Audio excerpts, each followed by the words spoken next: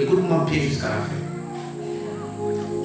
L'esprit de la sorcellerie, c'est un esprit qui vient d'un autre monde, invisible, où personne ne le connaît. Seul le spirituel connaît ce domaine. Et c'est un démon qui est là-bas. C'est un esprit qui est là-bas. Gloire à Dieu. Et cet esprit-là, il connaît la personne qui est devant. Gloire à Dieu. Il connaît la personne qui est devant. Surveillez ici, là. Il connaît la personne qui est devant. Donc, comme la personne là ne connaît pas là-bas, il faut que ses ancêtres envoient cet esprit-là dans le corps de la personne pour le faire transformer pour l'amener dans le monde. Ça s'appelle l'esprit qui vient dans notre monde, mais qui vient dans le corps humain.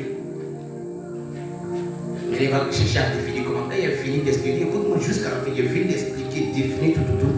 Il n'a plus parlé. Gloire à Dieu. Amen. Donc, parfois, vous pouvez avoir la sorcellerie sans savoir que vous pratiquez la sorcellerie. La sorcellerie a 3 volets. Le premier volet de sorcellerie est la sorcellerie consciente. Il y a la sorcellerie inconsciente. Il y a la sorcellerie inconsciente et pratique. C'est-à-dire, la sorcellerie consciente, c'est la sorcellerie qu'une personne pratique. Il sait qu'à minuit, il doit sortir son corps pour aller faire des opérations. La sorcellerie inconsciente, c'est la sorcellerie où la personne ne sait pas comment elle s'est trouvée là. Elle sort de son rêve, il oublie tout. Il se rappelle même pas. Il se rappelle un peu qu'il avait un rêve, qu'il était, il a mangé, mais il ne sait pas quoi. Mais la sorcellerie inconsciente et pratique, c'est-à-dire la personne est inconsciente, mais il peut expliquer la viande qu'il a mangée. Il peut dire qu'il a vu 2 hommes, 3 femmes. Il peut expliquer un peu comment il a vu ce monde. Il peut expliquer. Mais comment il a fait pour se retrouver là-bas? Là, il ne sait pas. Parce qu'il était transporté par un esprit qui maîtrise sur lui. Mais pour être là-bas, là, c'est des choses spirituelles. Gloire à Dieu. C'est la communication spirituelle. Ces accords-là se sont mis en place avant que tu ne viennes ici. Dans le monde invisible. C'est-à-dire c'était avec toi-même ton accord spirituel. Est-ce qu'il parle de Seigneur quelqu'un? Il y a des personnes que vous ne comprenez pas. Mais vous comprenez. Tu comprends bien? Tu ne comprends pas? Il y a des gens qui ne comprennent pas. Parce que j'ai l'impression que vous ne comprenez pas. Amen. Parce que quand vous comprenez, je me sens à l'aise. Quand vous ne comprenez pas, je sens que le réseau ne va pas bien. Amen. Je m'explique. Je dis, là il y a une déplacement, on va arrêter rapide. Amen. Je dis, la sorcellerie là a 3 niveaux. Il y a la sorcellerie consciente, il y a la sorcellerie inconsciente, il y a la sorcellerie consciente, inconsciente pratique. La sorcellerie consciente se manifeste comment? La sorcellerie consciente, c'est une personne qui se prépare la nuit à minuit pour aller de l'autre côté. Et puis le conscient de ça. La sorcellerie inconsciente, c'est une personne qui se retrouve là-bas, mais qui ne sait pas comment il a fait pour partir. Il peut faire les choses et quand il va se lever le matin, il ne se rappelle pas. Ça, c'est la sorcellerie inconsciente. Mais la sorcellerie inconsciente et pratique, c'est qu'il est inconscient, mais il pratique ça. Et ça, là, comment ça se manifeste? La personne, quand elle va dormir, il va voir qu'il était avec des personnes, peut-être même de son village, qu'il connaît même bien. Quand il va se lever le matin, ça y est encore dans sa tête. La personne peut se voir en train de préparer même dans son sommeil. La personne peut se voir même en train d'aller faire le marché dans son sommeil. La personne peut se voir en train de faire même vivre la vie dans son sommeil. Ça c'est inconscient, mais c'est pratique. Pratique en quoi? Parce que tu pratiques comme celui qui est conscient. Mais le contraire de pour toi, c'est que toi tu ne sais pas comment tu as fait pour partir là-bas. Toi tu ne vois pas comme celui qui est conscient de ça. Est-ce que ça va maintenant? Vous comprenez maintenant? Amen.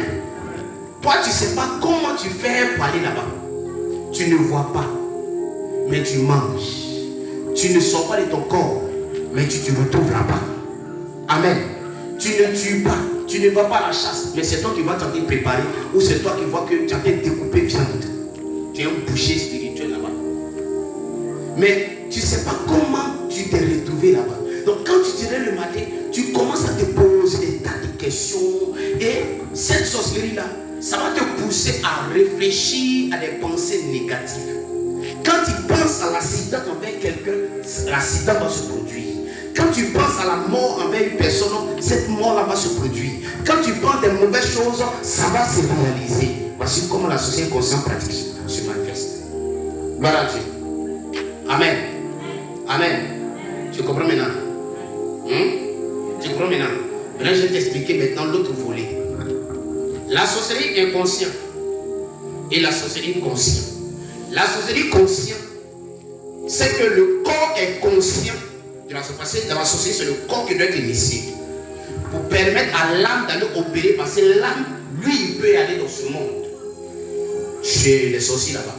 Lui, il peut aller là-bas. Mais le corps n'a pas ce droit-là d'aller là-bas. L'âme aussi n'a pas le droit aussi de venir dans le monde du corps. Est-ce que vous comprenez? Qui comprend? Vous comprenez? Si tu comprends, fais comme ça. Qui ne comprend pas? Si tu ne comprends pas, fais comme ça. Vous ne comprenez pas? Je vous explique. La sorcellerie consciente. La sorcellerie consciente, c'est le corps que le sorcier initie.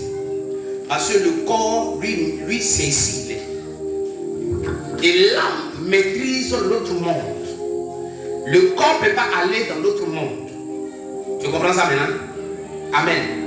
L'âme aussi ne peut pas venir aussi dans ce monde. Parce que c'est le corps qui maîtrise ce monde. L'âme maîtrise l'autre monde. Amen. Donc pour que l'âme se retrouve dans l'autre monde, il faut que le corps entre en collaboration avec l'accord des esprits de l'autre monde. Et qui va donner la permission à son âme d'aller les rejoindre par la parole. Tu comprends? Tu comprends maintenant? C'est-à-dire, pour que ton âme aille opérer, pour que ton âme aille voler, pour que ton âme aille tuer, pour que ton âme aille faire des choses, pour que ton âme aille faire des opérations surnaturelles, il faut que ton corps lui donne cette permission-là de partir pour aller le faire. Pour sortir. Mais pour qu'il sorte, pour que le corps permette à l'âme de partir, il faut que le corps se prépare. Amen. Parce que le corps voit, mais il ne peut pas aller là-bas. Pour partir, il faut qu'il l'envoie là. Donc l'âme devient le missionnaire. Amen. L'âme devient le missionnaire. Donc le corps se dispose, les sorciers ils savent. Ils prennent certaines dispositions pour permettre à son âme de sortir. Il y a d'autres qui sortent par devant, il y a d'autres qui sortent par derrière. Gloire à Dieu. Amen. Il y a d'autres qui sortent par le haut. Ça dépend. Amen. Donc, le corps se dispose pour que l'âme aille faire des opérations. Mais il est bien conscient de tout ce qui se passe. Amen. Il est bien conscient de tout ce qui se passe. Mais quand il doit venir, quand il doit faire partie, il doit s'arranger à boucler. C'est-à-dire à permettre aux autres d'être dans un sommeil profond ou bien dans une distraction qui ne va pas le déranger, mais garder son corps est gardé par un esprit. Gloire à Dieu. Donc il ne faut pas le déranger. Il y a d'autres qui peuvent les déranger, mais c'est très rare. Gloire à Dieu. Donc l'âme va aller faire des opérations. Quand il revient, le corps est bien conscient qu'il a envoyé quelqu'un pour aller faire des choses. Amen. Il est bien conscient. Donc lui il voit, il sait, il est conscient de tout, qu'il allait faire ça, il allait faire ci, mais grâce à son âme. Amen. Maintenant, le corps physiquement maintenant a son rôle à jouer pour réenvoyer son âme dans les endroits qu'il allait visiter, dans les lieux ou des choses qu'il a vues, que lui ne peut pas faire. Mais il peut mettre des marques ou des empreintes. C'est ce que vous appelez souvent envoûtement. Amen. C'est ce que vous appelez envoûtement. Donc le corps, dans ses promenades, dans ses balades, il va remarquer quelque chose, il va voir, puisqu'il a la capacité de voir, il va voir les toits d'une personne, mais il ne peut pas prendre. Mais il faut qu'il dépose une marque là que vous appelez envoûtement. Il va envoûter. Il y a un esprit qui est là pour garder, pour que la nuit, le démon soit là comme un GPS, pour lui permettre de venir dans cet endroit-là. Donc, il dépose là un démon que vous appelez envoûtement. Et puis, il se promène, il va voir encore notre grâce, quelque chose.